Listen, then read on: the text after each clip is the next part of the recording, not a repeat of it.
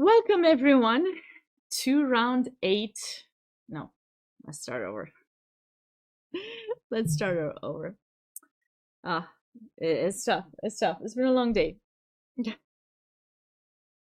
And games win championships. That's right. That's right. Hello everyone, and welcome back to another one of my favorite games from the North American Youth Championships. This is a game that happened in the girls under 18 in round 8 of the North American Youth, and it was played between Laura Q and Natalie Vishnyovsky. Laura, a woman FIDE master, Natalie, a woman candidate master, both played very well the opening, and it was a Slav transferring to a semi-Slav in a way, bishop e2, castle, castle, and b3. This move is typically played by white in order to protect in c4. In case of a capture, white wants to recapture with a pawn and maintain a strong center. And in these types of pawn structures, black typically finds a way to break in the center with c5 or e5. But before doing that, they usually proceed with b6, bishop b7, try to get a bit of development, and then attack the center. And that's exactly what happened in this game. Natalie played b6, which was responded by Laura with bishop b2, bishop b7, and rook c1. Now, I've seen a lot of people attempting queen c2 in order to support an e4 later or bring a rook on d1. But in this particular game, Laura went for rook c1, just kind of keeping the control over the c file, rook c8, and bishop d3. Now, you may think that white has wasted a move by playing bishop b2 and bishop d3, and I would say that, yeah, very likely the bishop could have been there, but sometimes people try to avoid putting it there because that allows black the opportunity to capture in c4 and then e5 earlier, and if that's the case, then e4 would come in with tempo, so you have to play e4 and block the position. But like this with the bishop in e2, you actually keep your queen open. So ideas with e5 would, sometimes allow the bishop to be opened. So bishop d3, and black did not rush with prepping e5, played queen e7, rook e1 on the same file as the queen, and rook e8. Both players are kind of preparing a break in the center, but it was white that started first with e4. And everything is quite natural. Bishop takes, and now, you typically expect some knight f6 to be by black, but in this position, there are quite some other moves as well. Like, you can't go c5 just yet, but I think h6 sometimes can be a move, just to make sure there's no knight g5 or sacrifices. The knight could also go to f8. It's not quite ideal. You'd rather have it in f6, but just as something to keep in mind. Now, of course, you want c5, but you can't because you're pinned right now, so you have to prep it some more, maybe, with rook c7 or something, but you got to be mindful about some c5, so you can't just trap your bishop there, but you certainly have, some moves of improvement. But in the game, Natalie went for knight f6. Bishop b1. Since white took the rook out, it's only natural to put the bishops far away and put pressure towards black's king. Rook d8, queen c2. So now white will attempt some d5 to try to deflect the knight from protecting h7, and then of course with these two pieces being ready, creating a battery, white wants to checkmate. But of course, it's easier said than done. Natalie found this nice move, bishop a3, to trade one of white's future attackers. And that worked out just great. White kind of has to trade it because anyways, it's pinned. So whether you take and let black capture back, or you let black take in b2 and deflect your queen from the diagonal, it is just about the same thing. So that's what happened. And now white played the move knight g5. And this is kind of tricky in a way, and it seems that it might be working for white because, for example, if you were to play h6 in this position, I think white may have wanted to go knight e4 to trade this knight, and then if you take, I think white can capture back with the queen and still have ideas to infiltrate, stops this pawn from pushing forward. And I think there's a famous game of Karpov against Lautier, if I'm not mistaken, anyway, some Karpov game where at some point c5 is happening and this bishop ends up being dead in these types of pawn structure. So you want to make sure you're familiar with some of these ideas, but the threat is not that huge. And Natalie realized that, wait, there's no issue here. I can just go rook takes d4 and I should be fine. And when Laura captured in a7, Natalie came up with this move that I thought was really brilliant. Normally you're only thinking, well, I gotta take there, but obviously that's gonna be a loss, right? Because check, king e7, and white can take in g7, an extra pawn, and great position.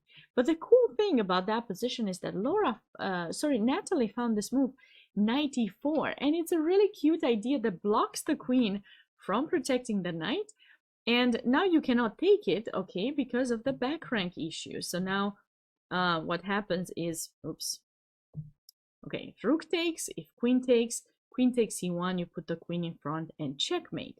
So you can take the knight, and suddenly you find yourself trapped. Your knight in h7 is trapped. So what do? You panic for a second. First of all, I panicked when I saw that move. You think maybe f3 could work, and I think this could have been an option, because you say, well, I can do this because if she takes in h7, then I take. I should have kind of fine position. If she plays rook d2, that doesn't do anything. I can just take the knight from free. So you're thinking, okay, f3 might work. But the thing is that you don't actually have a threat, because when you take, black can take the knight, so black doesn't need to rush. Could play rook d8 maybe. And when you take here, maybe rook d2 in between move, which will allow black some activity. The knight will fall. Black will have a pretty fine position. But here white decided, okay, there's not much to worry. This rook was the issue in the line, right, with the queen attacking it. So Laura decided to go rook d1, which I think was kind of a nice approach. Rook d8, putting extra pressure takes. And here, again, I still think that maybe f3 could have been given white an equal position. But Laura decided to play this move Sorry. My goodness, apologies. h4, okay? h4. And basically what happens here is she was thinking that she will retreat with the knight back to g5, I think. I think that was basically the idea. She frees up the king, and the position could be fine. But the problem is that, like, for example, if takes, rook takes e4, rook takes, queen takes, this, not king g8, but like g6 might be okay for black. But I think there's even better moves after h4 for black here. Like,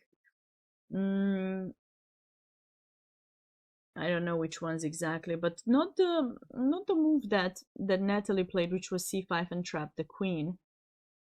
I haven't quite decided which one I like. f5 is probably kind of a weakness for black.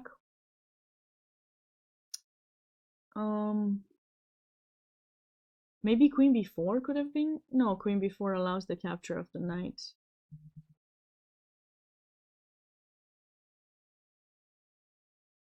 Well, the worst case, king takes h7, but I feel like there could be something even better for black here, because this knight needs to be moved away or protected.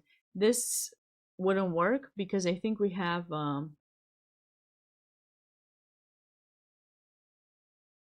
knight g5, and if you take, check,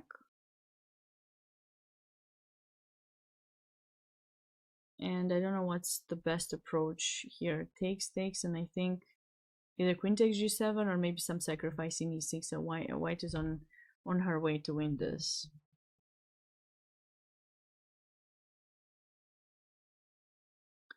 g6 also is not really ideal because we can just take, right? And the rook is attacked. So if you take back, now we have knight f6 check. We take back and white is up material. So it's not easy to find the strongest move. I thought I was confident here for black, but I guess I'm not quite. I'm not quite sure what the best move would have been.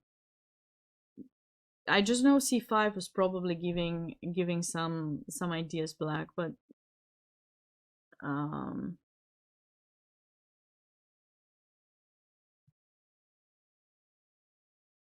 Maybe you guys in the video will be able to find the best possible move for black. In the worst case, you know, taking is fine, but I didn't quite find the most unpleasant move that black would have played here. Knight d2 we already checked. There's not so easy ways to... If we go back, this happens again.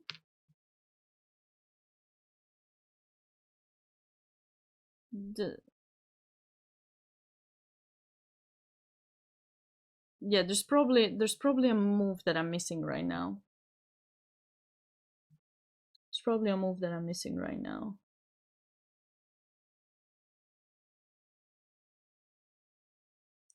The engine. I cheated for a second. Queen d6.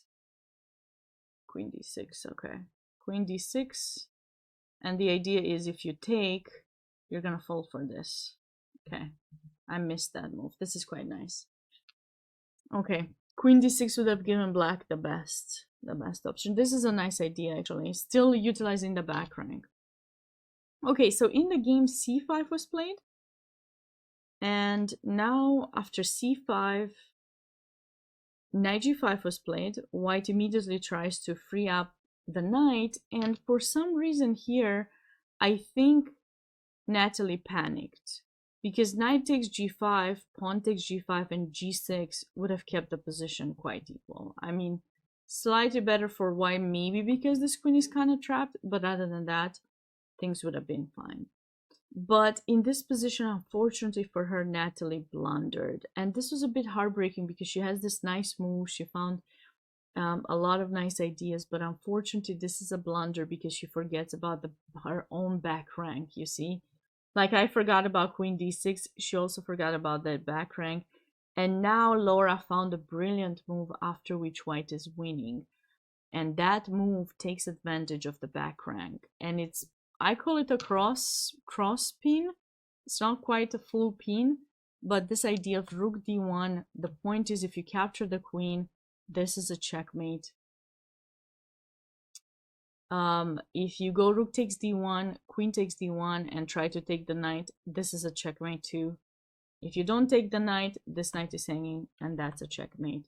So after rook d1, white is simply winning. So one simple moment of not paying sufficient attention unfortunately brought black a tough loss here, because now after queen b4, white was able to infiltrate with the queen, grab the pawn in g7, and even if you capture the bishop in b1, queen takes f7, queen takes b7, and this is the threat which you can't really stop. There was a check there, one more check, try to stop it, but knight f7 anyways. You can sack the queen, but it will be game over. So this was a game that kind of impressed me a bit. I think it was well played by both, very creative.